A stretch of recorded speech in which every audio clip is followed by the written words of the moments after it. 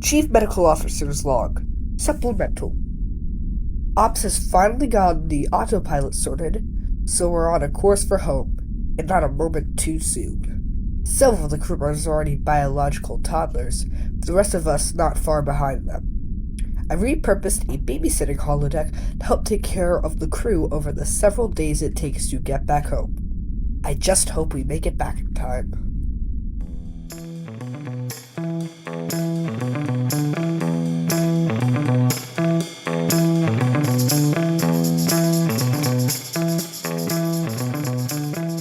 Welcome back, everybody, to Captain's Log Supplemental. I am Chris, and as always, am joined by friends and co-hosts Rob and Stanford.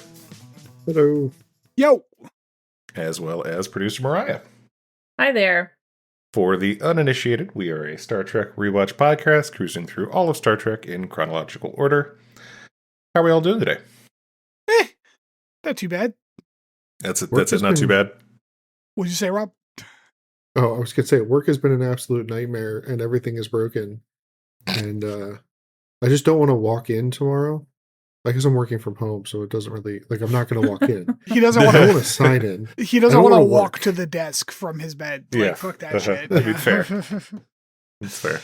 Oh, man. Is there a fresh specific hell that you're dealing with, or? So one is a recurring legal matter that the organization I work for has to keep doing every couple of months. Those are the best kind. Someone keeps managing to convince more lawyers to attempt to win a case that so far in the last 5 iterations they have not won. And I keep getting asked for the same information over and over again because our legal department is outsourcing the legal department. And the department that is supposed to hand off information to them keeps telling them to talk to me in IT. And I was asked to take screenshots of an application today, and I just wanted to walk out into traffic. Yeah, that's somebody in your position. Yeah, you should be responsible for doing that. That makes sense. Yeah. And it's not a situation where I feel like I'm better than this. It's a my entire team is drowning in work right now, and this is the last thing I want to be spending my time doing. Rob's a director level position, and they're like, "Can you hit print screen for me?" It's right there.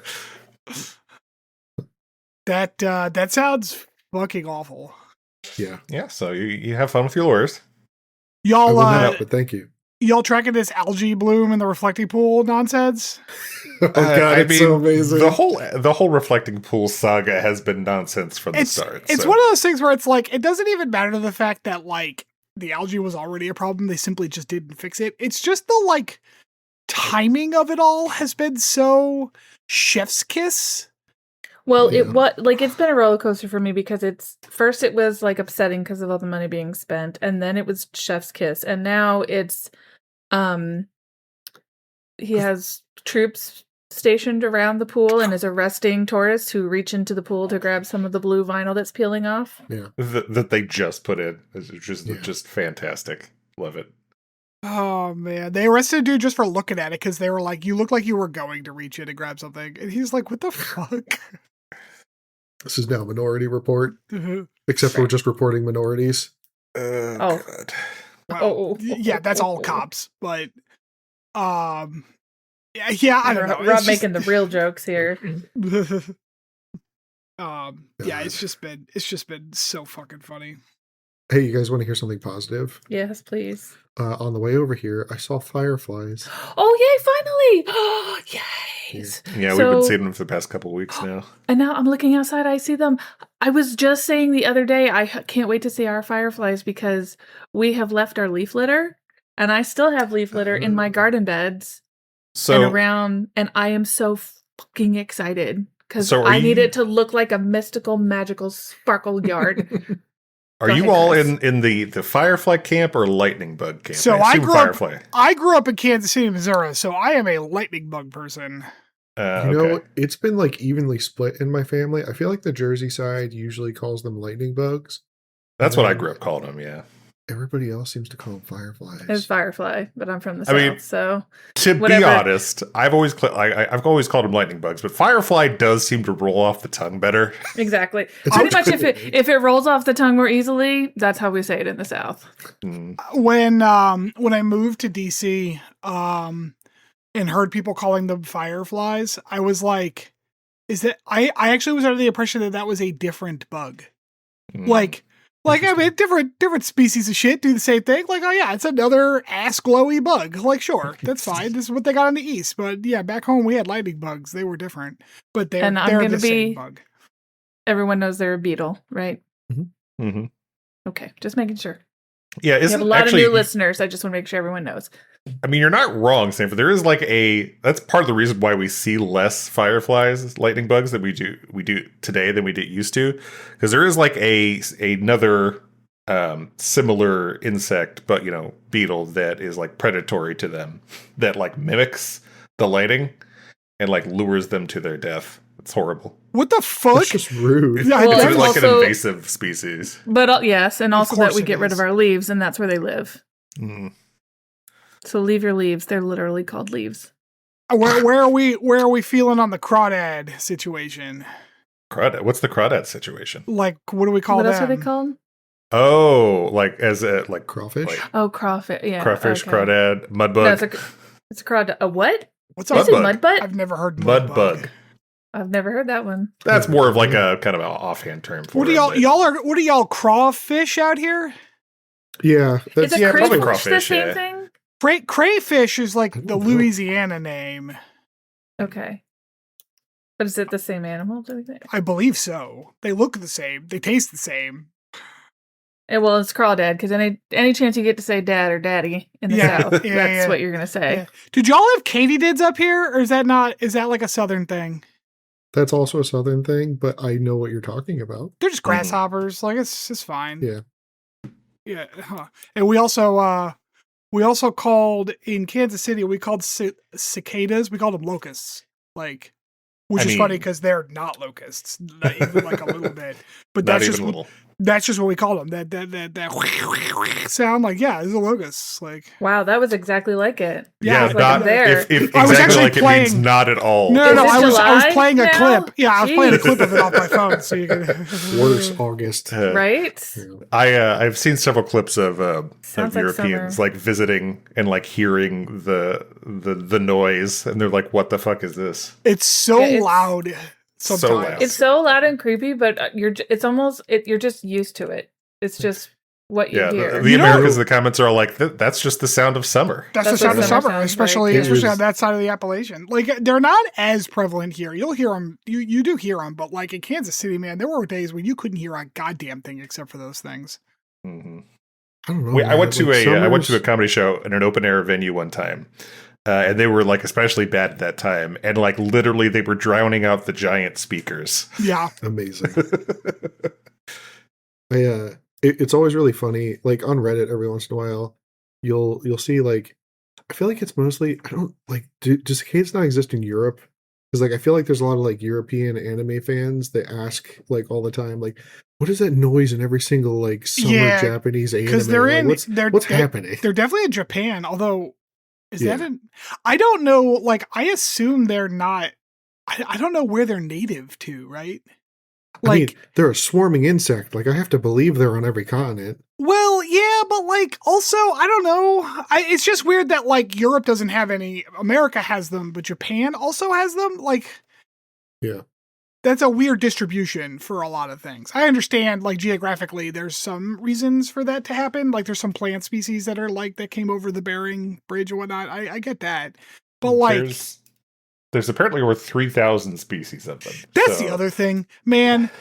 Like, this is going to be on a weird tangent, but like, you see a lot of people like creationists who are like, monkeys, humans are here at the same time, and it's not, therefore it's not evolution or whatever, bullshit, right? And then sometimes a creationist will go, "Hey, how come there aren't other species of human?" And the more like militant atheists are like, "You're a dumb person for even asking that question. But, like, that's not a dumb question. Because there are 7 species of giraffe, for fuck's sake. Like, everybody has a bajillion Only 2 alpacas, species. though. Only 2 alpacas? 3. I did not know that. Yeah, So- at one point there were 3. Maybe And now I don't There's just know one. the specifics that go into it. What allows scientists to differentiate between like one species to another? Like, how different does it have to be? No, I actually know the answer to this. Vibes. Yeah. Fair You're enough. not wrong. Have we Yeah, started that's a why- podcast? That's why during the racist era, Yeah. more racist Did we start? eras. Yeah, we yeah, started. yeah, Okay. we started. During the more racist eras, the vibes were like, yeah, we're pretty sure black people are a different species. Like, Yikes. But yeah, cicadas, yeah. Yeah, apparently the 13 to 17 year ones are only North America. yeah, that shit. But, Well, are those cicadas? Yeah. Are those- Periodical cicadas, yeah. Oh, okay. I heard, and I don't know how true this is, but I heard it once, so it stayed in my brain forever. I heard that they like evolutionarily adopted prime years as the years they come out so that they don't accidentally sync up into a pattern so that predators can't like hunt them on a schedule. And that's why Interesting. there's like a 7-year brood and like a 13-year brood. So, from the layout I'm looking at, apparently Europe is like the only one with very few species of cicadas. So, Crazy. I think and they're And- primarily in southern regions. And lightning? That's right, that's just England. Yeah, do they? Yeah, they don't have lightning in the British Islands apparently. Yeah. Wait, they do, just not a lot. It's so rare. Like apparently it's like they get like some tens of thousands of strikes a year, where America's Yeah, I like in the hundreds of millions. Imagine what would have happened to all those thatch houses. Oh, God. No, their roofs were covered in pitch. It's not like that's super flammable. Oh, real quick though, before we move on from this, for all those wondering, there were 3 different types of humans alive at the same time. They come in I'll several take varieties. I'll take a Neanderthalis. I'll take a Homo habilis. Yeah, so like Neanderthals are considered an extinct species of human, and so I never know how to pronounce the word. It's either Denisovan or Denisovan. I've only ever read it. Denisovan. Yeah, Denisovan. I like both of those pronunciations. And But like, they're, yeah, no, I get why. I do get why. Like, I understand because I've looked into it and I can read a Wikipedia page with the fucking best of them. I'm not saying I don't understand. I am saying though that it's not a dumb question. Like, No, it's a No, very not at all. reasonable question. Well, this episode that we're getting to is definitely going to have lots of reasonable questions in it. You gonna rate, review, etc. Oh, yeah. You're definitely, sorry, you ruined my, man, I had a good segue and everything. Fuck. I can't imagine Stanford. how I would ruin anything, frankly. As he mentioned, please rate, review, subscribe, tell your friends, spread the word of the podcast. It does help us tremendously. As Stanford mentioned last episode, we're getting some more ears, and we always appreciate that. So, thank you all, and yeah, tell your friends. Back to the episode, though. We are on season 3, episode 4 of Strange New Worlds: A Space Adventure Hour. And oh boy, do we start off somewhere. Okay. I don't know how to. Okay. Should we do we have a general vibe check from everybody here at the beginning of this? Because I'm not sure how aggressive to be. Vibe about the episode, or Like about our general takes on the episode. I mean, like, so you know I like me a holodeck episode. yeah. So you have to be Okay. nice to Rob. I have to be nice. Yeah, because he's been having a hard time at work. I don't want to be mean. Exactly. So there's your vibe check. Mm. Be nice. So, All Yeah, my right. So, pet died last I need week. a You have to be safe nice. word. Yeah. I gotta say, the episode starts out with like a tight shot of Chapel's ass. Yeah, it does. Just straight up her tiny little skirt. So Yeah. I was on board. Yeah, so it pans out, and we're taken to what appears to be like a 1960s kind of spaceship scene. Chapel is wearing horrendously garish colors that are incredibly sparkly. And Kirk is the only other one on the bridge, although he's not Kirk. He is, well, I can't even remember the Captain. name. Is it Saint? just Captain? Something Saint? Oh, not the fake actor name, the actual. No, yeah, not the name. actual. Oh God, so many layers of Inception here. Okay. Jesus Christ. Yeah. But Which, everyone on this show is objectively like good looking. Kirk is my least favorite of the male main characters, I think. Interesting. He's got a very specific look, and his face is weird to me. I don't find him unattractive, but yeah, he's a fairly good looking dude. I don't know. He looks confused in a way that I don't find attractive. I mean, maybe part of that was he was trying to channel his inner Shatner. No. This is in all scenes. Dude. I actually physically, especially with the mustache, I think I find Sam Kirk more attractive than I don't James. Disagree. I mean, but I wouldn't consider Kirk unattractive. No. Like I said, everyone's objectively attractive. He's just my lowest on the list. I wouldn't say no, but I would maybe hold out to see if one of his coworkers would show up first. Yeah. Speaking of sexual harassment, this set is super authentic to the 60s with the short skirt of Chapel and no sleeves. And, basically, she's there for the bod. They had to give her shorts because her skirt was so short. Right. So this is all cold open, so we have no idea what's going on here at this point. But Chapel says they're picking up some type of radiation, and then no, that is not what she said. I'm trying not to spend eons on this episode. We picked up space radiation. Space radiation, yes. Because they went with the in 60s where you just throw space in front of shit, because later they get a call on the space phone. Space phone, that's right. 100% accurate, yeah. So then anyway, Kirk waxes poetic a little bit in his best Shatner. And then decides eventually to yell at the woman like a real 60s man. Who's on the bridge. He also makes a joke about being known for his diction, which is kind of a double pun joke. It is. Yes, it is. Because obviously it is a nod to Shatner, but also the sex joke. Dick, yeah. So we talk about they have to get the Argonians. There's more yelling of the man at the woman. And then we turn on the view screen, which is just a hole in the wall where the alien's standing. Holding their eyeballs on sticks, which was great. Love it. I know this is all on purpose. That was Rebecca Romaine, right? I think so. I'm not 100% sure. She had a lot of shit on, so it's hard to see. Yeah. I think the voice sounds correct, but I wasn't sure. Yeah, you're right. Yeah, she starts talking about delicious humans. They need our brain cells. They need our brain cells. They are very much leaning into the camp, and this is all intentional, trying to kind of portray this era of science fiction on TV. They start firing. We're talking about nuclear lasers and photonos beams, which I love. It's good stuff. They have to retrieve their brain cells from the Argonians who left. Anyway, cut to brain cells. They stole our brain cells. Cut to the opening, which is of the USS Adventure on its 84-month mission, which is very specific. And that is the last frontier. However, when we come back from the intro, we are back into regular Star Trek. So, this is my first moment where I'm like, this is what's wrong with this episode. And probably what's wrong with the budget of this show.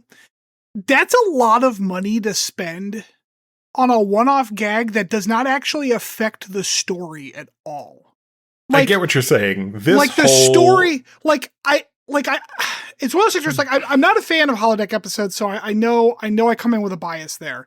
And I'm not a fan of how silly this season of this show is in terms of percentages. So I know I come in with that bias as well. But I almost want to be pick a lane, either do the whole episode involving Space-Time Adventure Hour, a la the black and white Captain Proton episodes of Voyager, mm-hmm. or do the detective thing, a la Data and stuff in TNG. Sherlock Holmes, yeah. But like already, we had to homage everything. Yeah, already we're There's so splitting many our homage. focus, and the writing here really suffers for it. We come back from intro to the security officer's log. La'an is, or the Enterprise is studying a neutron star, and La'an is supposed to be testing a prototype holodeck. And I have my note here was Stanford's favorite kind of episode.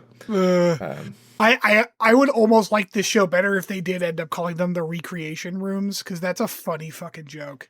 It is funny. We move on to La'an walking in on a dancing Spock, who invites La'an to join him. They then discuss the prep for the holodeck and their tastes in that. Quite a bit of sexual tension here. I guess I know the answer is because we know these characters, but like, why is the flagship of the Federation testing this holodeck thing? That seems dangerous.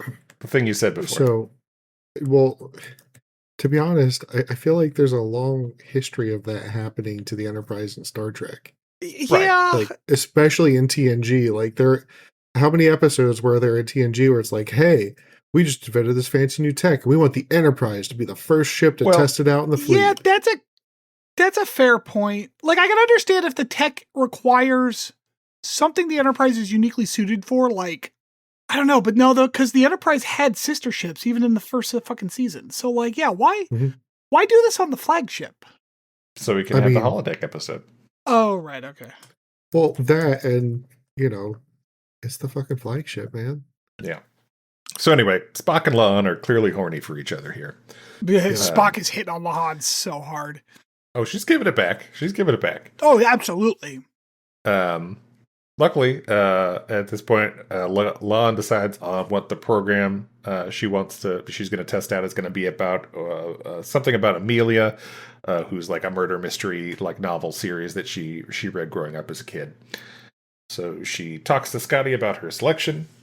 We also kind of get a first hint about the possible instability of the power systems related to the holodeck here.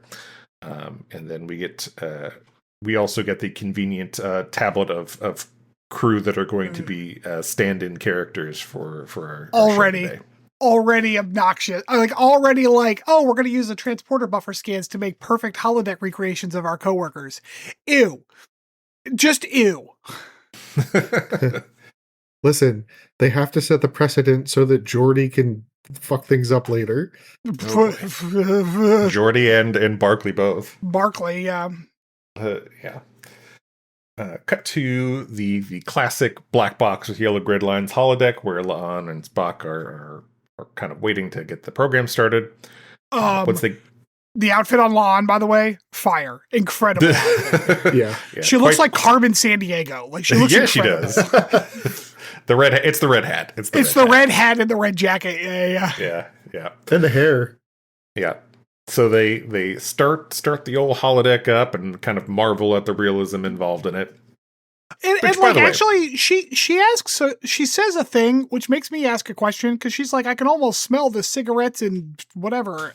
Like, can you smell stuff on the holodeck? I never really thought about that sense. So this description of holodecks has come up several times where they're like, oh, it's a very complicated series of force fields and diodes and this and that, and all talking about light generating things.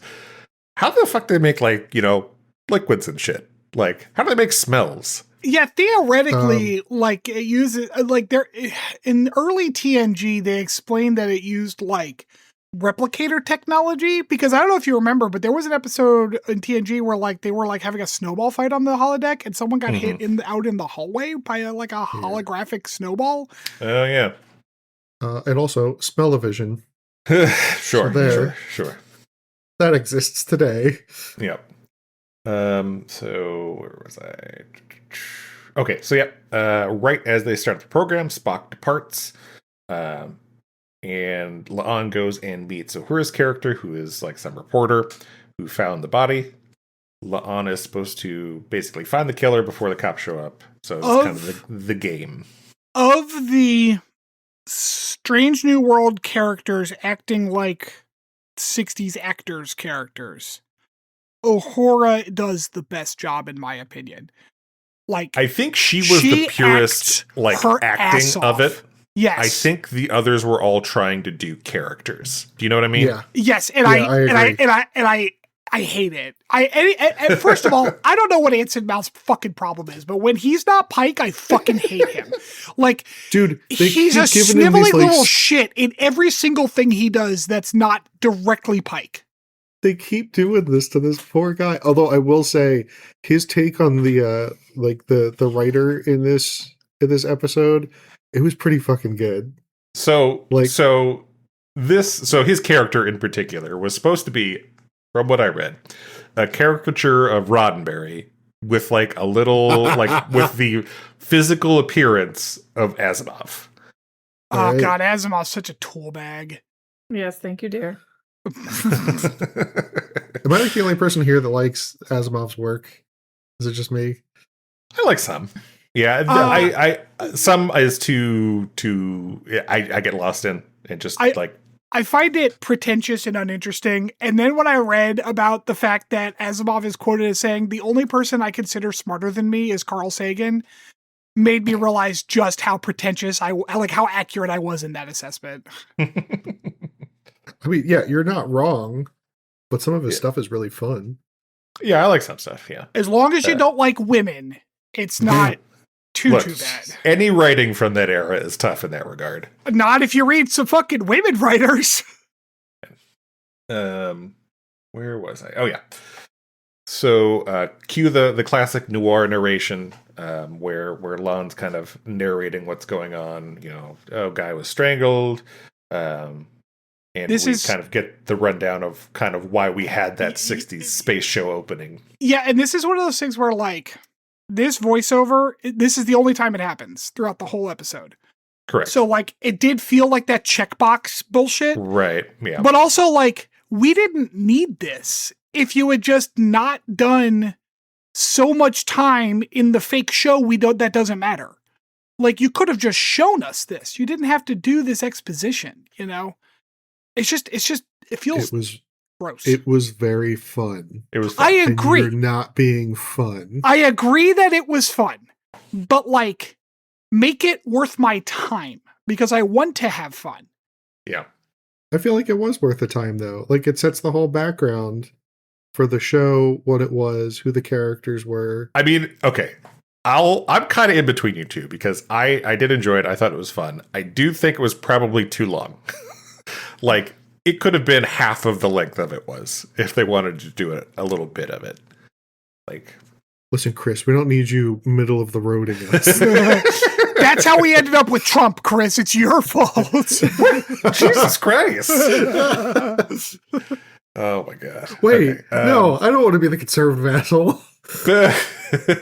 Oh, I assumed. Wait. Hey, yeah. Damn it. So yeah, and here we also get kind of introduced to all the other kind of alter egos of the bridge crew of this program. They ran through the names so quickly. I'm like, I guess I'll learn your names later. I just called them their like Strange New World names. Because I said like Una is choking, Pike is terrible when he's doing other characters. Like, this is all going way too fast. So I do have a trivia note here. Oh, when there's some trivia you can't miss, it's a fun fact with Chris. So as they're going through this rundown, the murdered and Una's character are kind of the producers of the show and were recently divorced. Is that supposed to be producers of The Last Frontier? So the original production company of Star Trek was Desilu Studios, which was founded by Desi Arnaz and Lucille Ball, who were divorced by the time Star Trek premiered in '66. So that was kind of the nod there. Got it. Also, T.K. Bellows, who is the writer, Pike's character of the show, is, as I said, supposed to be the Roddenberry of the group. Right. Okay, that explains the glasses. Yeah. So Lon lays out the game to all those characters gathered. Somehow Lon knows 50s lipstick also. She's like, this is this very specific shade of lipstick that matches you. Man, just like Tom Paris knew how to start like a 1957 Chevy pickup, baby. Like, main characters know very specific things when they're on the holodeck. Yeah. So she kind of does the classic whodunit around the room, and finally settles on Sonny Lupino, which is Una's character, who quickly comes up with an alibi or reason she didn't do it, who then turns it on Maxwell Saint, who is Kirk's character, and then immediately dies after taking a swig of a drink because she was poisoned. Dun, dun, dun. That drink was poison. Oh, God. Okay. Spock claims. This is another trivia note. At some point in this episode, Spock claims he is a descendant of the author Arthur Conan Doyle. I'm a little annoyed that they fucked that up. So this claim was also first mentioned in Undiscovered Country, where Spock claimed in a quote unquote ancestor of mine coined a quote from Arthur Conan Doyle. So that was actually established long ago. But he the interesting thing is, like, he actually doesn't quote Arthur Conan Doyle directly. He quotes Sherlock Holmes and like implies that Holmes himself is his ancestor, which, like, some people are like, does that mean Sherlock Holmes was, like, you know, real in this? Yeah. Okay. But actually, I think that it's more clever than that. I think he was making a little joke because that's how the line feels in its setting, and that's kind of like a Leonard Nimoy feeling to it. Sure. But yes, he quotes, does he quote, once you eliminate the possible, whatever's left, no matter how improbable, it must be the truth or whatever. Yeah. Which is actually quoted again, by Zachary Quinto in, I think, the first of the Kelvin timeline ones. Yeah, I do recall that as well. At this point, La'an sends a communication to Scotty and asks to have somebody join her. Of course, it's Spock. Some phone jokes here, as La'an introduces Spock to the gathered characters. I don't remember what that joke note was about, but someone, the pajamas. One of them called one of the other ones a communist, which was fucking funny. Oh yeah, it was Pike's character. Yeah, he's like, because he doesn't watch the TV and he calls him a communist. Yes. Yeah. Cut to sickbay on the Enterprise, where Mbenga is having some power surges in sickbay to Una, who then immediately goes to find Scotty in engineering, who is kind of scrambling around engineering to get the power situation under control. He gets it going, and then he loses it, and he gets it going, and loses it. He's not having a good time. He's clearly overwhelmed. Do we have, because you keep saying engineering, but do we have a firm understanding of what this room he's in is? They use it a couple of times. Is it like a computer core or whatever? Like it's some room. It's a set they've used before, engineering. so I'm just not sure what its title is. You know, I'm going to use a room description from work that is very applicable here, but also makes no sense at all. It's the multi-purpose room. Hey, multi-purpose room is what my elementary school had, because it was a gym, like an auditorium, and our lunchroom. The multi-purpose room is what we called it. Yeah. So back in the holodeck program, Spock and La'an are questioning. Because he was in Maxwell. a poor school. Oh, you didn't have No, that was my gym? rich school, believe it or not. It was just an older building. I was making a joke. Thanks for ruining it. Oh, sorry. Yeah, he does that. God damn it. So yeah, Spock and La'an are questioning Maxwell. He says the deceased was jealous of his affair with the deceased secretary, who he was also having an affair with. Yeah, basically everybody's fucking everybody is like the main thorough. I mean, it was the line 60s, through. so you know. Yeah. No surprises. He then, makes a little comment here about something between La'an and Spock, and La'an's like, "What? No, I mean, huh? What? So yeah, clearly she's feeling the Spock charm.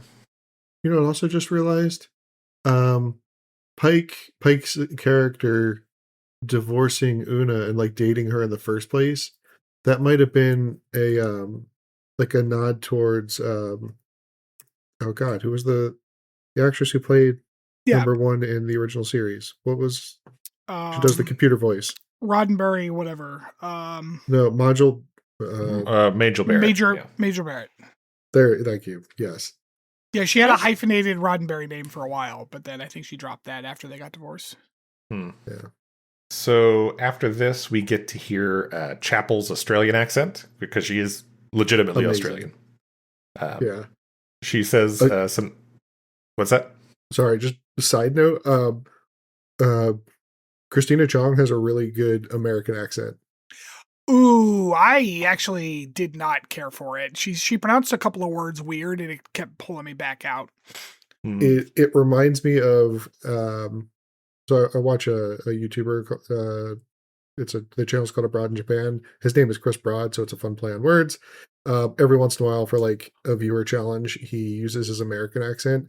This is the second British person now where their American accent is higher pitched than their normal accent and is very weird. Oh, that's interesting.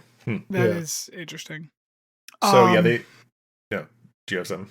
So I was going to say, like, Chapel's Australian accent only makes her hotter. Like, I love the Australian accent. For some reason, I was thinking she was British, not Australian. But yeah, I looked it up and like, oh yeah, she's Australian, so that makes sense. I'm like, that's a really good Australian accent because she's Australian. Because she just like talk normal, yeah. So they question Chapel's character. Really, nothing doing there. We kind of have some, girls have it tough in the business banter going on between the two of them.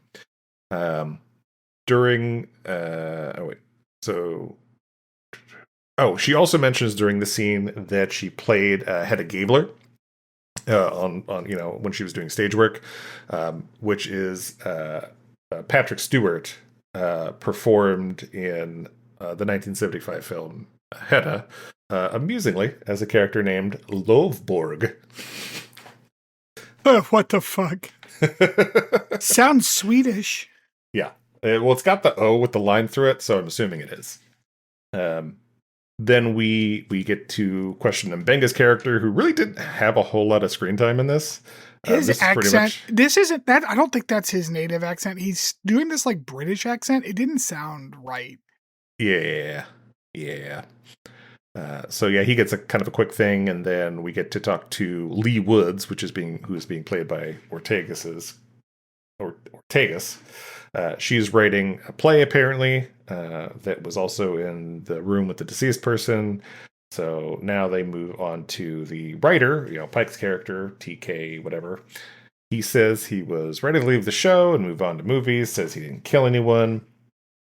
At this point, Lon realizes, like, the script has no title page, which leads her to believe something. I don't know. It wasn't really important. Yeah. So, and I guess that's kind of the through line here is like, there's a twist coming, and the writers obviously knew the twist was coming. Right.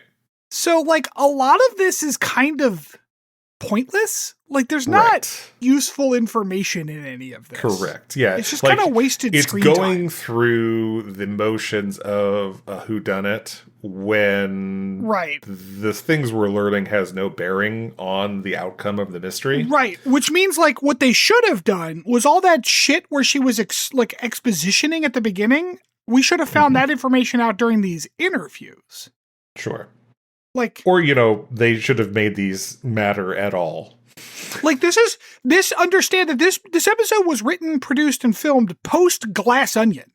Or not Glass Onion. Well, yes, Glass Onion. But, what was it? Knives Out. Knives Out. Yeah. Like, there's a modern example of this being done well. Like, they could have just cribbed a little bit from it. Yeah. Spoiler alert, that is my main issue with the episode, is like, what did we do all this work for? None of it mattered.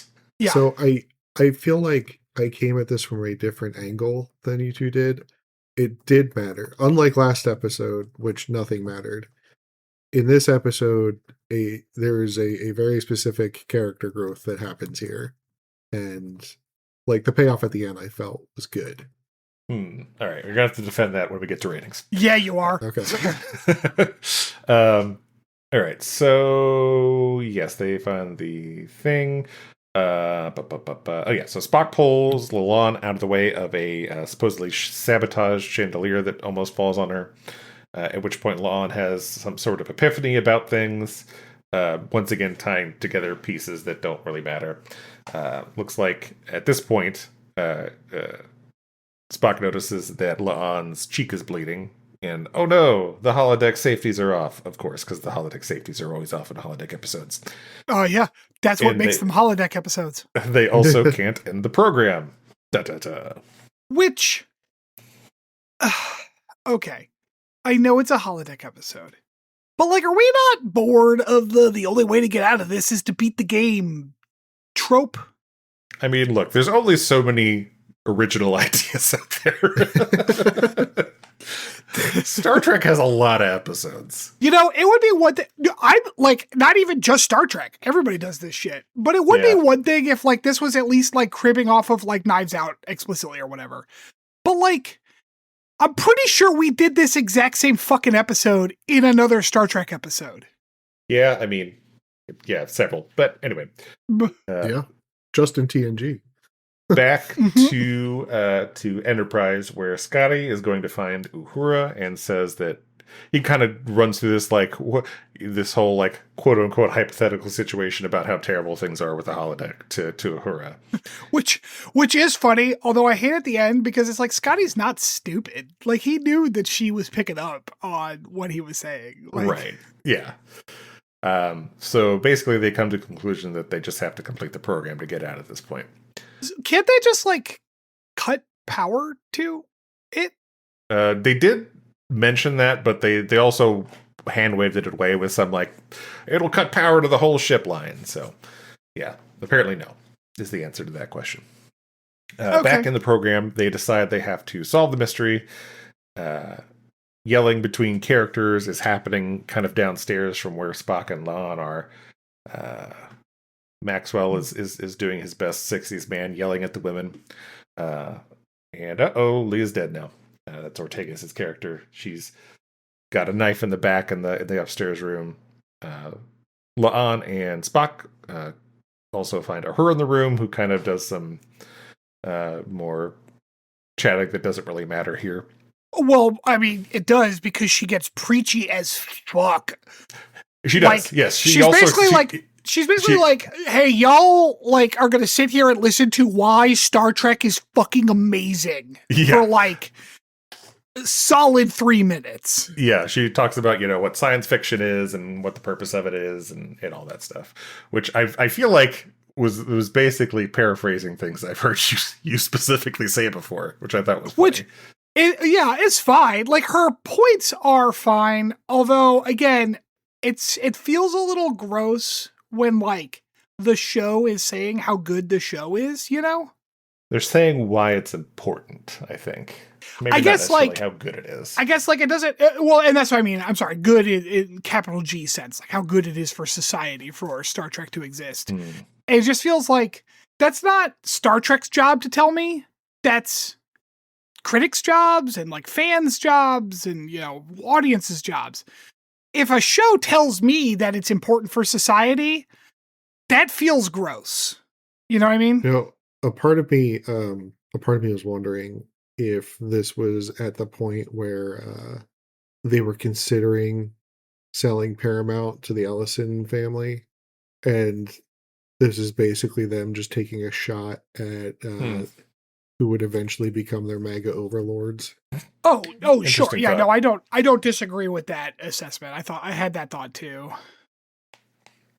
Anyway, she does her thing and leaves. At this point, La'an finds some film in the fireplace. Because I guess somebody wanted to burn it, but there was no fire, so they couldn't burn it, so they just left it there. At which point she declares it the murder weapon. Because the murderer was strangled, but like, is celluloid film strong enough to strangle someone? I would think no, but I've never handled it, so I couldn't tell you. That's fair. So back on Enterprise, the neutron star is getting pretty ornery.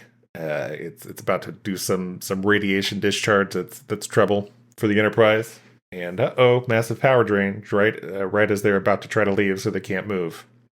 Or put up shields. Yeah.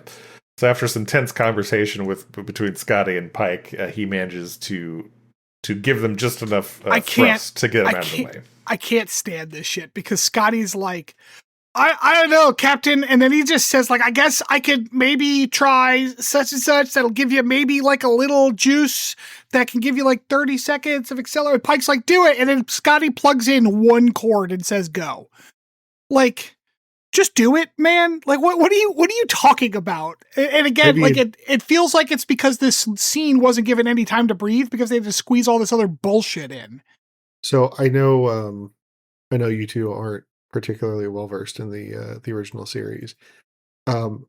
Prepare to have a whole lot of situations where where Kirk is just talking to Scotty, who's off screen, and Scotty's just, acting like there's nothing that he can do except for this one final thing, which he'll say that he's doing, and then it happens and everything's okay. Better. That's better. It's like the Ant-Man No, theory. it's not. I don't need to see it. If I could just imagine Scotty's doing some kind of engineering wonder stuff down there, like there's just fucking a cloud of wrenches and shit around him as he's just throwing things together, fine.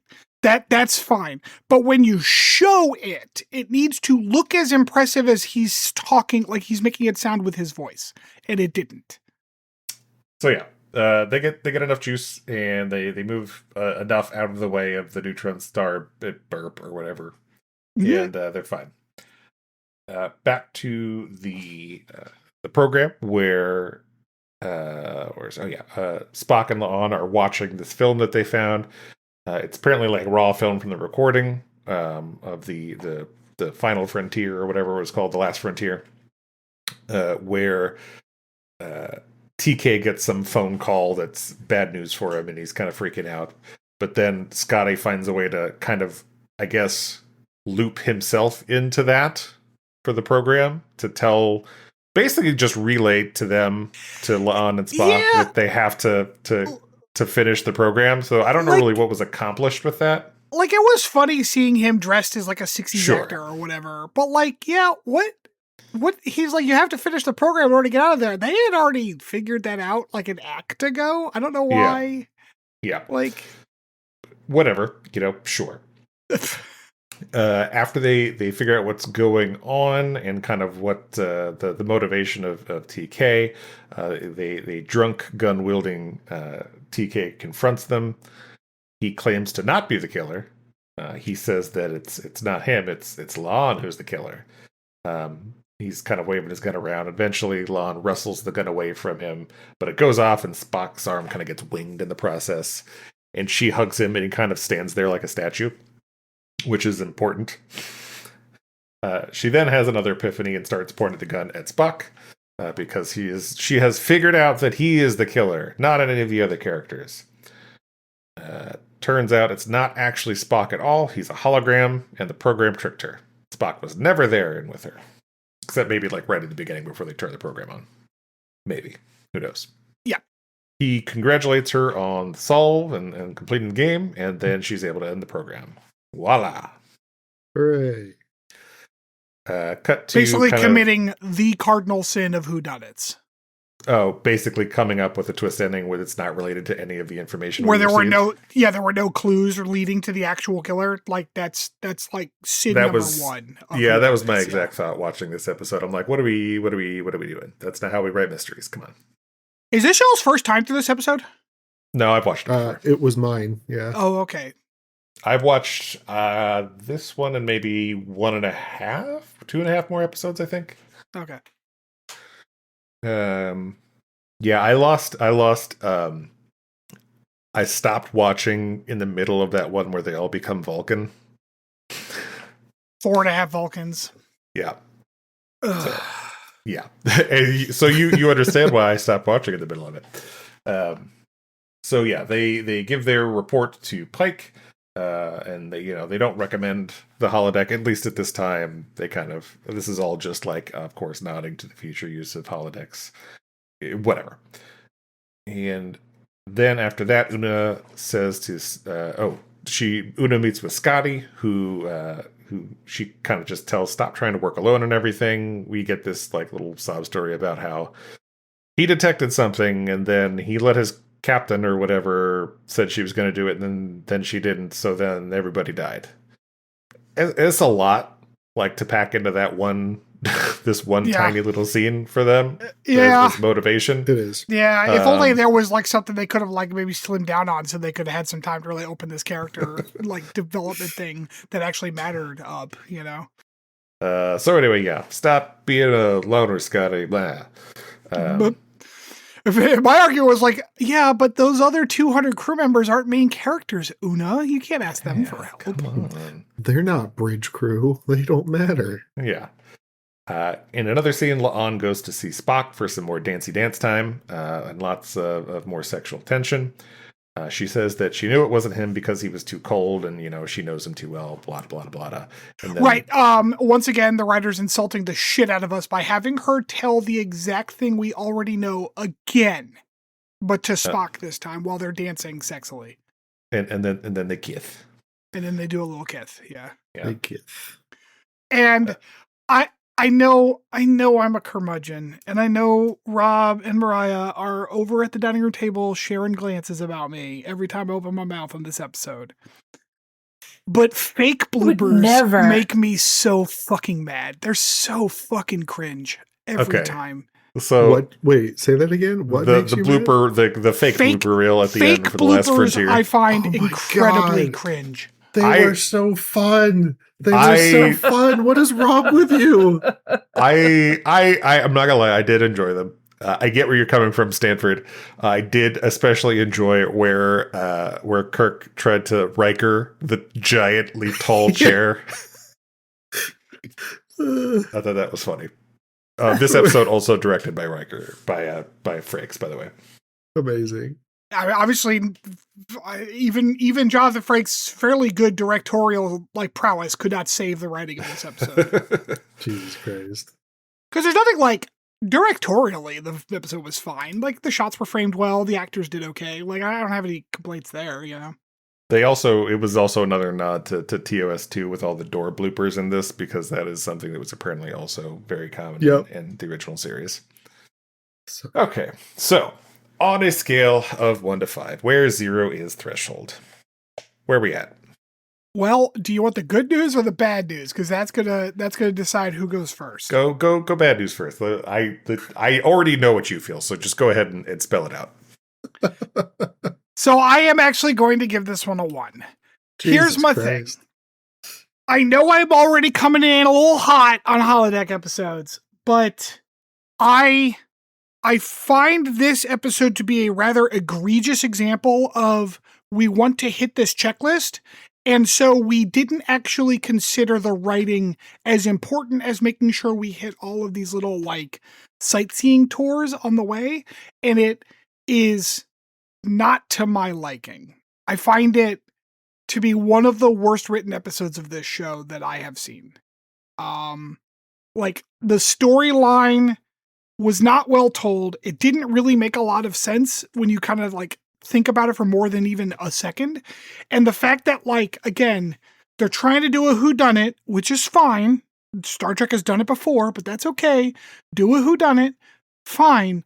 But then they still fucked up even the core of that by throwing in this twist that completely negated every single thing that they actually worked to kind of build up. Because there is something there, the relationship between the fake characters and the kind of intricate web of motivations isn't uninteresting. There's some kind of interesting things there about the actors. I'm just in it for the money, or the guy who's well, I want to make audiences feel shit, and that's just not happening on TV, so I want to move on to movies. And the one woman who's well, it's tough being a woman in this industry, so I'm really just trying to keep this gig. Those were all fine, but in the end, it was completely fucking irrelevant. Just absolutely did not matter. And so, then what was the fucking point? And so anyways, in conclusion, I give it a 1. Okay. Robertson? All right. I gave this a 4. It was not a perfect episode. Bumped him down from a 5. But it was very good. I enjoyed all of the plays on old 60s era science fiction. I felt like they did a very good job with the set dressings and costuming for that whole cold open. I liked the gentle teasing at specifically William Shatner through this whole episode, including the fake bloopers at the end. The faces that Kirk's actor managed to pull off at the very end with like all of the goofy things that Kirk used to do with his face in the original series were just perfect. How he treated his co-actors, how he acted like when they were off the set, like it was just spot on. The cheap shots at Roddenberry, also hilarious. The whole gimmick with the holodeck, this being like the beta test for it, and them mentioning like they were planning longer voyages, like it was just a straight homage to why it would later show up on TNG. Even the remark from Scotty at the end, like, I mean, maybe we could just mention having a dedicated power source so it doesn't interrupt the rest of the ship. Perfect. And then everything that happened in the holodeck with the story leading up to La'an, who loved this character because her old captain from when she grew up and was rescued from the Gorn gave her the like Detective Amelia books, right? It sort of allowing her to heal from the Gorn and then also heal from the trauma that she had with fake Kirk in the alternate timeline from season 1, get over all of that and be able to find love again with Spock. I really enjoyed it. I thought that it was a good turnaround, and now we're officially past the whole Chapel Spock romance for at least the most part, I would imagine. Given that she's already met what's his face, like I don't know. I understand your complaints and they are valid, and yes, the writing wasn't perfect, but I feel like that final scene between the two of them really paid off. May I ask a clarifying question? Sure. The fuck? Are you okay? No. How do I put this? How do I feel feel like to not come off like a jackass? Yeah. Nice. I did not personally pick up. Respect anything you said. I did not personally pick up the implication or even overt statement that La'an was either A, getting over Kirk, or B, getting over her trauma with the Gorn through this story. So can I ask like where you saw that aspect? So getting over the Gorn, they mentioned in season 1 about her getting these books from her captain. Like this whole thing was kind of like grown out of that nod. Because like I feel like at some point they found the books and they were asking her about them. And they were given to her by the captain that rescued her, like from the Gorn colony. Right. I remember that. I guess like I'm not asking how you made that connection. What I'm asking is like beyond that piece of dialogue where they said, "Oh yeah, these are the Nancy Drew books that I read them a lot because my captain who rescued me from the Gorn colony had them." Like I feel like I did not catch anywhere after that line of dialogue where she ever mentioned how exciting it was that she actually was doing what she was trying to do, or what she was doing. She was acting through a Nancy Drew book, or that she was like, man, my captain would have really loved this, or like any other kind of mentioning of that. Like I understand you connected those dots, but I it feels like you did that. I don't feel like the writers did that well. So like maybe they didn't do it well, but like that's La'an's entire character arc is healing from past trauma, right? Like all of the episodes have led up to this, where she's gone from being this bottled off, completely withdrawn socially person into embracing like, yeah, this was a little more whimsical side of her. She's willing to open up and like actually have some fun. And the one thing that she even noticed about, the fake holographic Spock was that he just didn't have that same spark in her eye as when she saw him in real life. This is more about her finally allowing herself to feel a little more again. Chris, do you like? Am I the odd one out on this particular angle? Like, maybe I was just rolling my eyes too hard to catch this stuff. Okay, like which I'm willing to admit. Since this is running long, I'll wrap my answer into my rating here. Okay. I gave it a 2. Oh, Jesus. Yeah, I gave it a 2. Rob, you automatically bump up for them holodeck episodes. While I did very much from me. enjoy the kind of the campy bits and the fun things you did, like a lot of the fun things you mentioned, Rob, I did enjoy. However, I love a murder mystery. I love a murder mystery. That's like it would have been nice to see one here, yeah. Exactly. This was stolen from us. Exactly. It was not. It's like it had all of the set dressing of murder mystery and then forgot the most important part, which was actually a good murder mystery story. It's like they threw murder mystery words at a wall and then the Deus Ex came in at the end and was the actual solution, which is just the worst. So I could not rate it anything above a 2, even though I did find joy in the small things, in the little campy bits and Star Trek nods and all that stuff. I feel like you guys didn't watch a lot of Scooby-Doo growing up. I watched the shit out some Scooby-Doo, man. This shit was on reruns on Cartoon Network all the time. Like, they could have picked anyone up from the entire lineup from any given episode, and it could have been the person in the mask. Did I say Scooby-Doo was a good murder mystery? Yeah, no. I don't know what part of... No. But like, we all agree that Scooby-Doo is also not a great murder mystery, material, but it's also a kid's show. Yeah. Sure. And it had to wrap that bitch up in 22 minutes. I guess what I'm saying is that there's other ways for a mystery to be fun. I mean, good writing is important. Jesus Christ. Right. So to answer Stanford's question, I'm not going to say you can't enjoy this episode. This is just my personal rating.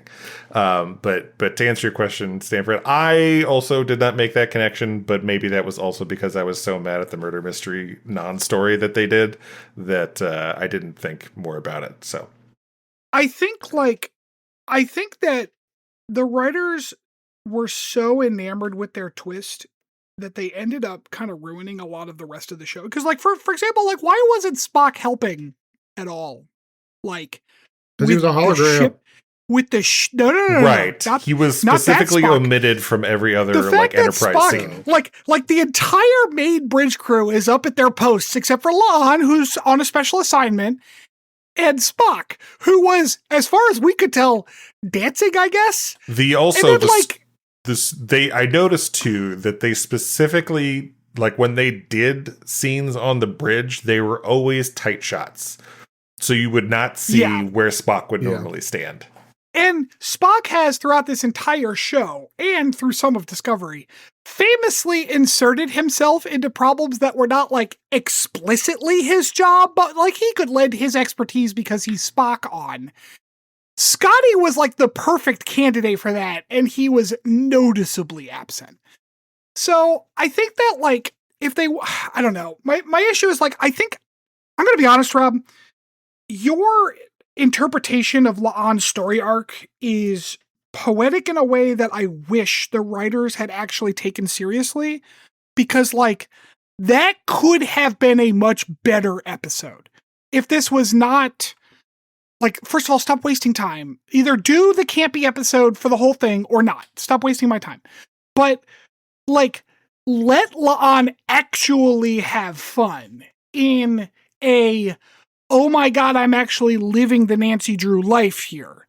Let that come out. Let that happen. Let the story the computer concocts come weirdly close to her experience with the Gorn. Let her captain become one of the characters that she watches die, and she has to live with that inside the there are ways to do that in an overt and interesting way that I think would have done it much better justice and would have made the episode much stronger. But instead, we see her, I guess, fall in love with Spock, but like not a real Spock. But then she goes and tells Spock the entire story that we all just watched because that's what we need to spend our screen time on. Like, it felt lazy. It felt shortcutted. Listen, all I'm saying is I want Lon to be happy, and I'm glad that she's happy. And we like they didn't spend enough time because it seemed like they were trying to make a point with Scotty and tried to throw some character arc into his character, which is great. Like, he's new to the show and we know where he ends up. So it is interesting to see those steps. Like, we know where he's going to be. So it's like, oh, how does he get there? Because we know what kind of character he is now. And we know what kind of, drunk character he ends up later. Like, how does he go from point A to point B? That's interesting. But then we get like a 2-minute scene with Una and that's it. Like, why are we wasting our time with it then? Okay. Well, I think we've expanded this topic. So let's move on. IMDb gave it a 2, by the way. Oh yeah, that's right. That's where I missed it. 2. So wow. Okay. IMDb sucks. I all of a sudden feel bad for giving it a 2 if I match IMDb. Jeez. All right. When we get back, we'll get into a little deep dive.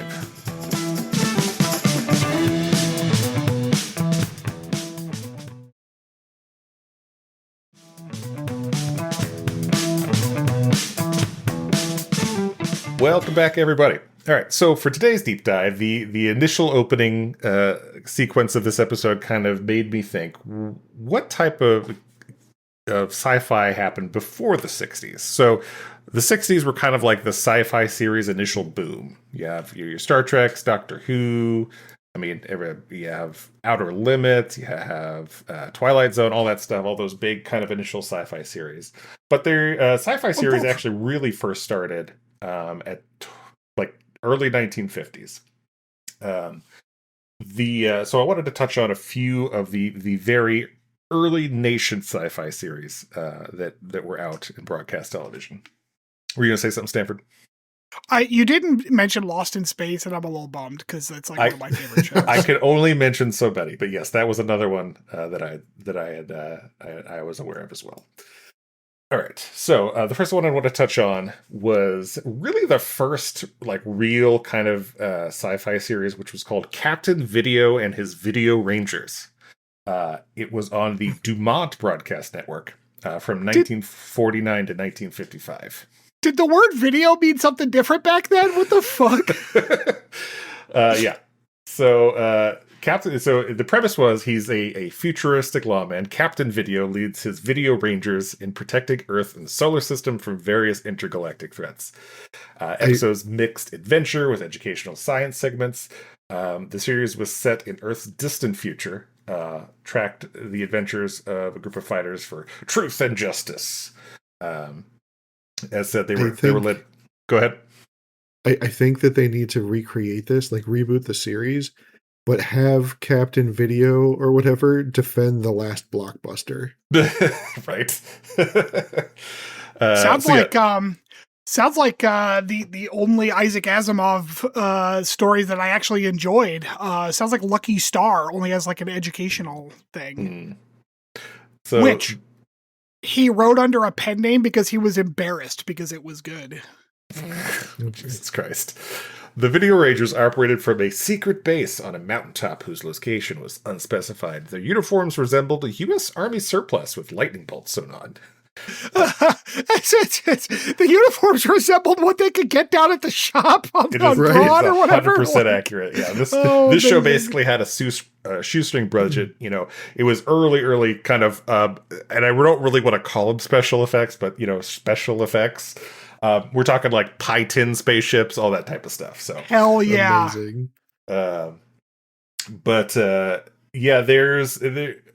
There's not an exact tally of episodes here because back in those days, they destroyed like the original broadcasts. Like they didn't, keep them in the vault, so to speak, as they do now.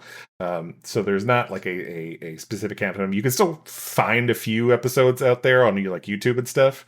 but somebody was estimating there's something like 1,500 episodes of it. But because it Jesus Christ! Oh my god! Yeah, it was like daily. It was a daily broadcast. So yeah. How long were the episodes? The one I saw was like 20-some minutes. So holy fuck! Yeah. Well, now I'm kind of impressed, to be honest. Jesus right? Christ! Yeah. Like that's more than there are Star Trek. Mm-hmm. Like, fuck me. Yeah. So the next one I had on my list was Space Patrol, broadcast on ABC from 1950 to 1955. So the premise was it was set in the 30th century. The Space Patrol protected the United Planets from space pirates, mad scientists, and alien forces. It was actually originally a local Los Angeles show before ABC picked it up nationally. It aired on both television and radio simultaneously, which was, I always find, is an interesting thing kind of that era where you have like the radio broadcast of TV shows. I remember like even in like the early 90s, there was still like a couple shows that would like broadcast on radio, which were funny. Man, I don't remember that at all. I feel like it would be hard though, because like part of like radio is like setting the scene, so to speak, you know? Mm-hmm. Like, do they just abandon that and just play the audio? I assume so. Yeah. Crazy. Let your imagination fill in the rest. But it like I said, it aired on both television and radio, with also merchandise tie-ins like comic books and toys, making it one of TV's first multimedia sci-fi hits. Hell yeah. Yep. The show was targeted to children, but attracted adult audiences as well.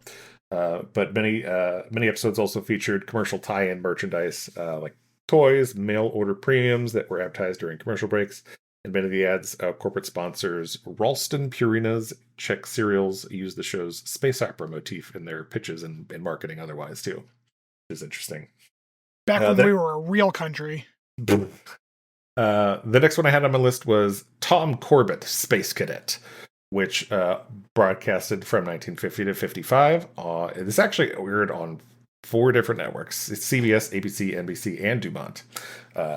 Apparently jumped between them, which you don't really see anymore. No.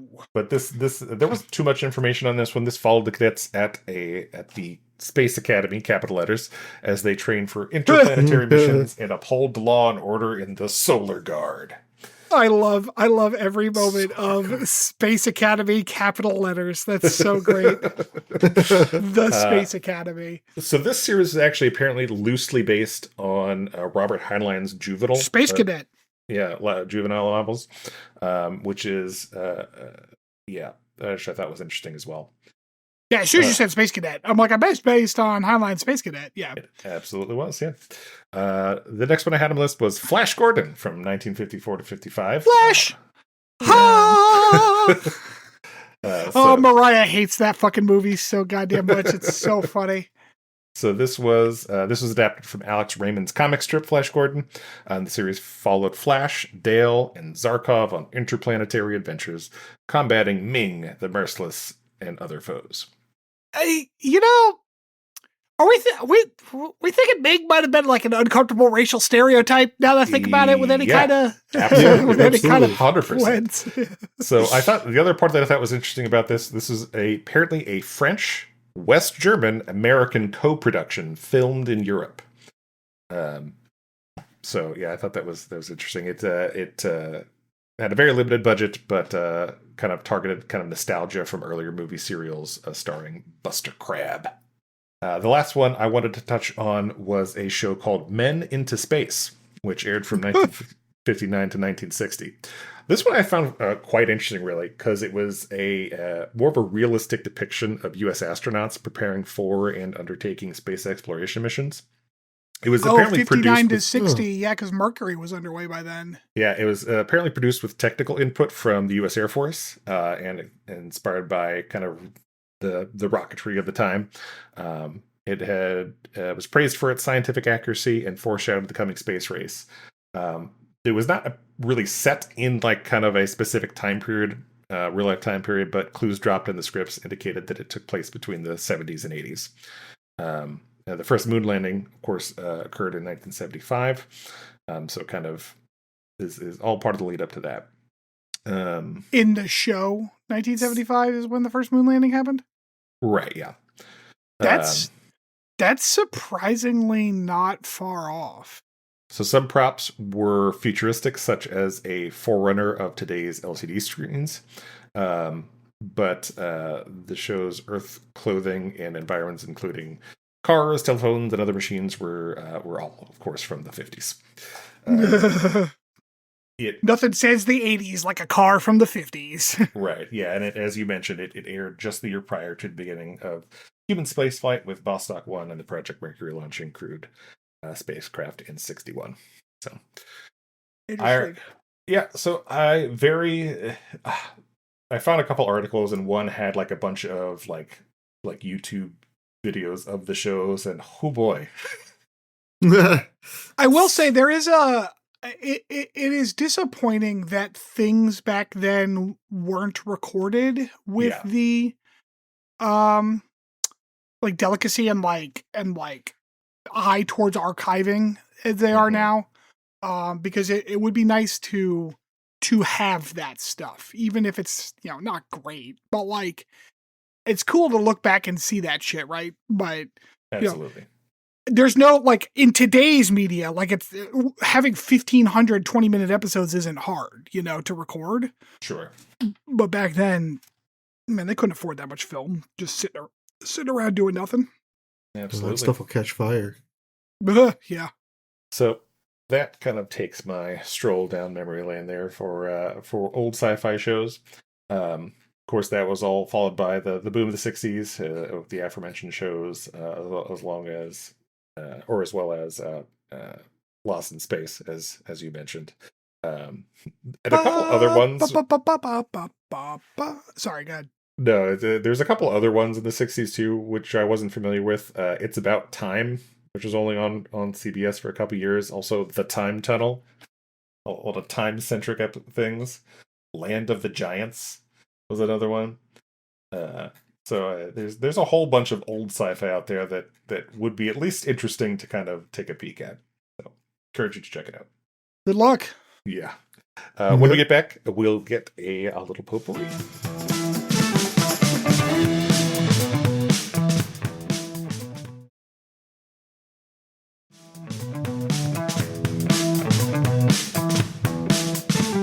Welcome back, everybody.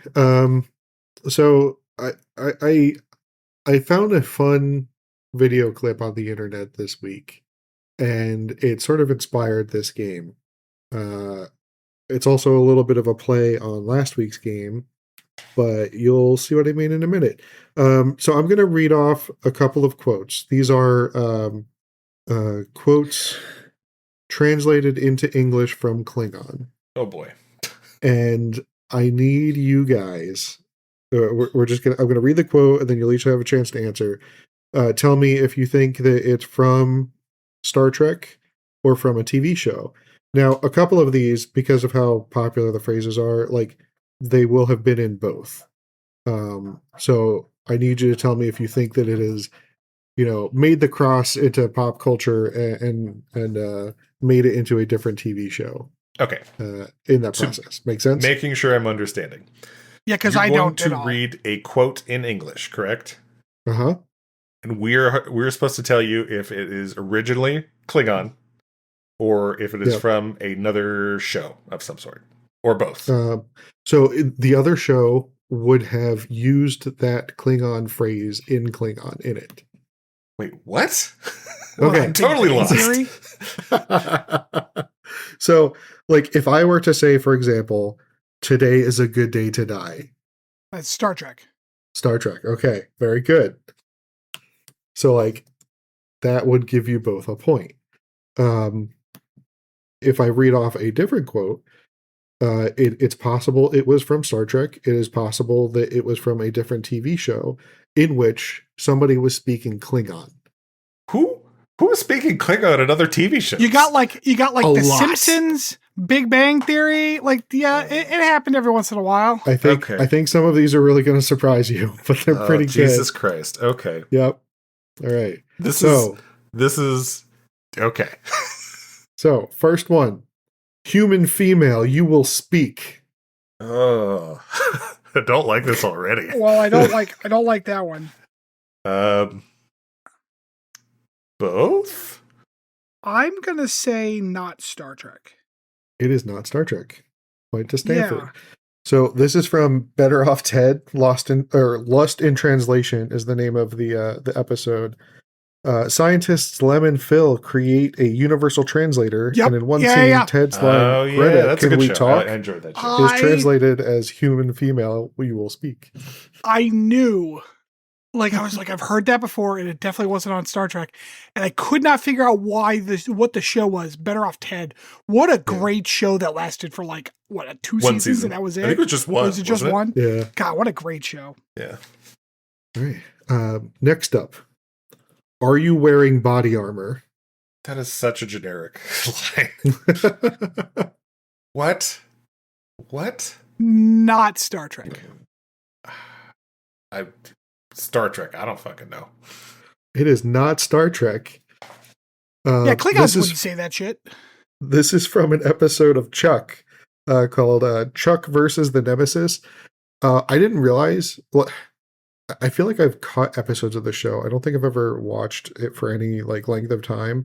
The guy who plays Jane in Firefly is in this show, and in this particular episode, they have like a fight in some sort of a box store. I don't know what kind of thing was going on, but Chuck gets taken hostage, and the dude who's like rescuing him asks him in Klingon, "Are you wearing body armor?" so that he can safely shoot him to throw his hostage. What do you call somebody who takes a hostage? I don't know. Hostage taker. The guy with the gun. Yeah, so that he could like throw the hostage taker off his game and then take him down too. Right.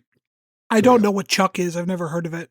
Oh, it's Zachary Levi was the main character in it. So yeah, he's Jane from Firefly is a Baldwin. Actually, he's one of the Baldwin. Yep. Basically, the premise of the show was a guy from totally not Best Buy's Geek Squad gets recruited by a sexy super agent. Mm-hmm. Not gonna lie, that sounds dumb as shit, and probably somewhat problematic. I mean, a little bit. I'm sure. Yeah, I don't remember much of the show, but I'm sure. Yeah. All right. Next up, a sharp knife is nothing without a sharp eye. Fuck. Your turn to guess first, Chris. Star Trek? I also wanted to say Star Trek. You're up two on me. You could just guess with me the rest of the way and still win. No, it's too late. I already said it. What was it? I missed it. It is Star Trek. You are both correct. This is from the original series. I can't remember the name of the Klingon that says it. Coral? That's probably most of it. Yeah, that's like 90% of Klingon names. Yeah. Next up, get the hell off my ship. Star Trek. Both. Oh, Chris, it is not Star Trek. Damn it. This is from Farscape, from the episode Crichton Kicks. Farscape.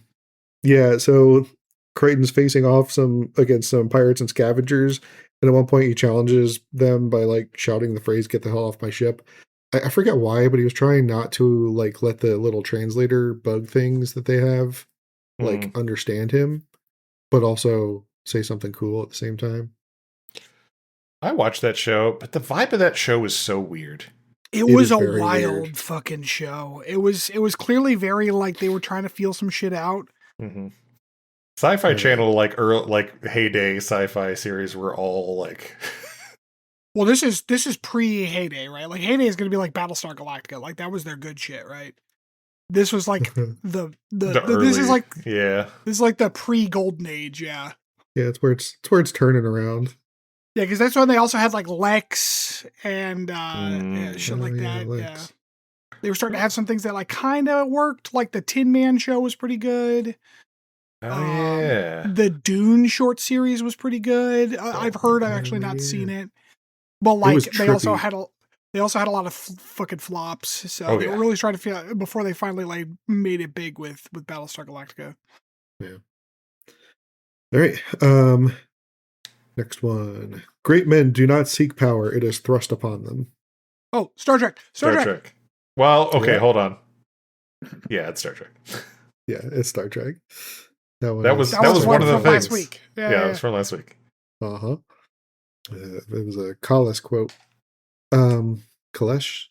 I forget how you pronounce his Kalis? name. I don't know. It depends on what Kalis? series you're Kalis, talking about. that's it. Kales or Kalesh if you've got all those teeth implants in the Discovery episodes. Yeah. All right, next up. My dearest son, each day that you redeem, may your journey be filled with the same joy, wisdom, and purpose you have given mine. What the fuck? Like it's a trick, right? Like it's going to be Star Trek, even though it sounds like some bullshit. Although it also sounds like It sounds like somebody reading in Klingon some bullshit line from another series to me. it sounds like someone. It sounds like someone reading in Klingon like a toast at a wedding because they're a dork. I guess I'll go not Star Trek as well. Is that what you're guessing too, Chris? Yes. Yeah. It was not Star Trek. So this is what inspired this whole thing. I forgot about this episode of Frasier. It is called Star I saw Mitzvah. that the other day. Oh man, your algorithm too, huh? Yeah. So yeah, Frasier asks a friend of his to like help him learn a little bit of Hebrew so he could speak at his son's bar mitzvah. He winds up learning Klingon instead. It gives the whole speech, and it's very awkward because the rabbi is just like, that was just a bunch of gibberish. And then, of course, the dorky little Jewish kid in the back row goes, that's not gibberish, that's Klingon. Man, the 90s could not land a joke. Like, No. what? Wait, was Frasier Jewish? No. Oh. No, his wife was, though. Well, ex-wife. Oh, okay, got it. Yeah. All right. Next up. Your mother has a smooth forehead. I'm gonna go with Star Trek. That feels lower Dixie. I'm also gonna go Star Trek. NCIS, the Voyeur's Web. What the fuck? Yeah, McGee winds up translating some Klingon for Gibbs after like this costumed partygoer insults him. Sure. Did you find a list of these, Rob? Yeah, it's on Memory Alpha. Yeah, all right. Of course it is. It took a long time to go through it though, because it was a list of like Star Trek references and other TV shows. Oh, I very purposely avoided Big Bang Theory. thank you. You're welcome. Yeah, this episode's long enough. All right, we got two more. Success. Kapla! That's both? Yeah. Chris? Both. Yeah. Yeah, okay. Yeah. It's both. That's kind of like the famous thing, right? That everybody says. And then the last one. You're grounded. What? Seems so obviously not Star Trek that I'm wondering if it is Star Trek. No, I'm gonna say it's ooh, would that be both though? Because I bet it does happen in like some other shit, but I bet Worf yelled that at Alexander at some point. I'm gonna go with Star Trek, leaning towards both. Chris? Yeah, it's Star Trek. I was gonna say Star Trek anyway. It is not Star Trek, guys. It's Family Guy. Nice. So yeah, this is like one of the more recent seasons. Peter comes in dressed up as like Chancellor Gorkon from Undiscovered Country, and Lois calls him out and surprisingly also speaks Klingon because one of the people at like the nail dresser that she goes to speaks Klingon. And then General Kang just kind of comes on because it's Family Guy, and he tells Peter that he's grounded. Sure. The name of the episode is Undergrounded. Sure. Amazing. So, yeah. So with a score of 6-4, Stanford wins. Congratulations. Yay! All right, guys. Speaking of like references in other shows, just real quick, this came up today, and so I gotta just remember it. Y'all remember Rainn Wilson, like Yeah. Mud and whatnot? Yes. Yeah, Dwight. This motherfucker goes on Fox News and says that because of political correctness, you couldn't make The Office today. He is not the first person to have said that. Literally do. everyone from The Office has said that over First the of course all, of like the last decade. That's the dumbest shit I've ever heard in my life. That show is not like I don't know what kind of incendiary thing they thought they were doing, but that that show is very fucking tame. And Do you second of all, shut remember the the fuck up. episode? Is it just because he says that's what she said a bunch? No, like I'm thinking they talk a lot about like. Do you remember the episode where they all? God, what is that game where you've got like the name of a famous person stuck on your forehead, and like. Yeah, I know what you're talking about. Heads Up is one version of it, but yes, Yeah, I know what you're talking about. Like there were a whole bunch of race questions thrown into that, and like that's how people were guessing who other people were. So like I can kind of get why they would say that, only because people are more aware of how cringy that kind of thing is. Danny DeVito yelled the F word like in It's Always Sunny in Philadelphia, a show that is still being made today. Yep. So like I understand that the show may have had some moments, but it's a very tame show by comparison. And like, it's okay to say racist shit in a show when that's like the point, you know? Right. It's just that like, if it's satirizing or like that's the character, or yeah. Friends making fun of trans people, the point wasn't that they were bad people for making fun of trans people. The joke was trans people. Right. It's okay if the people in the office are kind of assholes. Like, that was the point of the show. Yeah. Yeah, everybody was an asshole. Right. So, like, I don't know. It's fucking celebrities think that they're the most oppressed goddamn people. So fucking hell, man. It is a thing that specifically, like, comedians are very guilty of that sentiment. Jerry Seinfeld. Acted like anyone's actually been canceled ever. Yeah, like, anytime a comedian says, like, you know, it's something to that effect, I immediately lose respect for them, because that's not what, like, the point of jokes are. You're not supposed to be like that's not funny. It's like, look at that person. Bah. Like that. Like, it just, it's like the which is the but also like Louis C.K. is still a successful comedian today. So like, they're not getting canceled for shit. Shut the fuck up. Like, you can still do whatever the fuck you want. Somebody's gonna buy your crap. Like, sure. no one's. Oh my god, the idea that PC culture is somehow like oppressing people is so fucking ridiculous. And I'm annoyed because I thought Rainn Wilson was kind of cool. Yep. It's definitely a shit take for sure. Sorry, Rob. Go ahead with your excellent outro. Go on with your bad self. Well, now I'm all thrown off my game because like I had a good segue working, and then look at you, Stanford, ruining segues at the beginning, ruining segues at the end. No, you suck. God, you suck so bad. Oh man. Well, speaking of sucking, I've got something to do after this. So if you could wrap it up. All right. There's your segue. Good evening, dear listener. I'm really sorry for Stanford and his behavior to this fine evening. If you could please find it in your heart to forgive us, please rate us at 5 stars. I know that's a very difficult ask at this time, especially in this economy. But please write a review. It sounds like now it sounds like the NPR like fundraiser episodes. Yeah, as the government's cutting off all of our funding because we never had any funding. Did not have any funding. Wait, if you give us 5 stars, you will be entered to win a tote bag. That's not true. I didn't actually. That's not binding. That's not legally binding. Anyway, we will catch you all next week. Have a good week, everybody. Bye-bye.